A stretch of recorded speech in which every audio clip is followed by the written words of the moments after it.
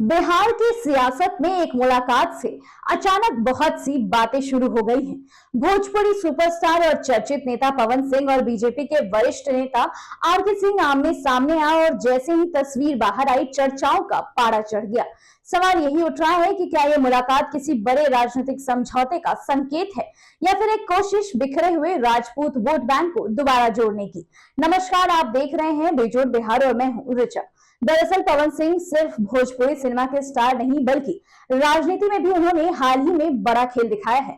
आपको याद होगा जब काराकाट से निर्दलीय चुनाव लड़कर उन्होंने एनडीए उम्मीदवार को हराकर सबको चौंका दिया था। उस एक फैसले ने बीजेपी के भीतर ही कई समीकरण हिला दिए थे। असल कहानी शुरू होती है 2024 लोकसभा चुनाव से, जहां बीजेपी ने पवन सिंह को आसनसोल से टिकट दिया था, लेकिन पवन सिंह ने वहां से चुनाव लड़ने से इनकार कर दिया। इसके बाद पार्टी ने उन्हें निष्कासित कर दिया और तब पवन सिंह ने काराकाट से निर्दलीय चुनाव लड़कर एनडीए उम्मीदवार उपेंद्र कुशवाहा को मात दी। इस हार ने बीजेपी को गहरा झटका दिया और असर इतना बड़ा था कि आरा से आरके सिंह और औरंगाबाद से सुशील सिंह जैसे वरिष्ठ नेता तक चुनाव हार गए। बक्सर में राजद उम्मीदवार सुधाकर सिंह की जीत भी उसी समीकरण का नतीजा बताई गई, क्योंकि राजपूत वोट बैंक बढ़ चुका था। उस समय आरके सिंह ने तो खुलकर आरोप भी लगाया था कि पवन सिंह को बीजेपी के ही कुछ नेताओं ने पैसे देकर खड़ा किया है ताकि राजपूत वोट बटे और उनकी हार सुनिश्चित हो।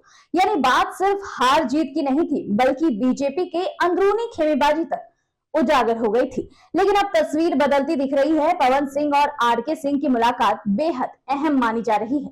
पवन सिंह ने सोशल मीडिया पर तस्वीर डालते हुए लिखा कि एक नई सोच के साथ एक नई मुलाकात, और यहीं से राजनीतिक गलियारों में चर्चा तेज हो गई।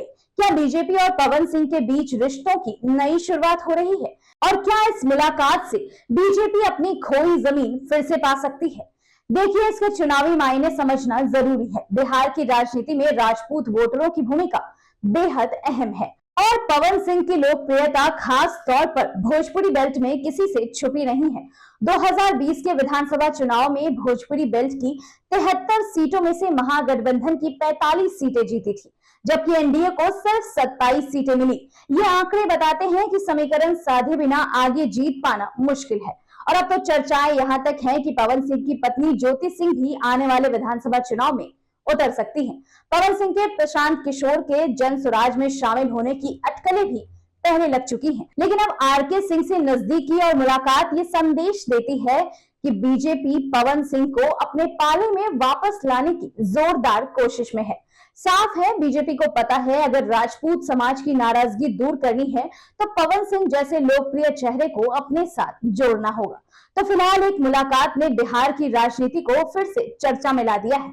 सवाल कई है कि क्या पवन सिंह बीजेपी में वापसी करेंगे, क्या उनकी पत्नी चुनावी मैदान में उतरेंगी, और क्या इस नए समीकरण से राजपूत वोट बैंक फिर से बीजेपी के साथ खड़ा होगा? इन सवालों के जवाब आने वाले दिनों की राजनीति तय करेंगे। लेकिन इतना तय है कि पवन सिंह और आरके सिंह की यह मुलाकात सिर्फ एक तस्वीर नहीं, बल्कि बिहार की सियासत में बड़े बदलाव का संकेत दे रही है।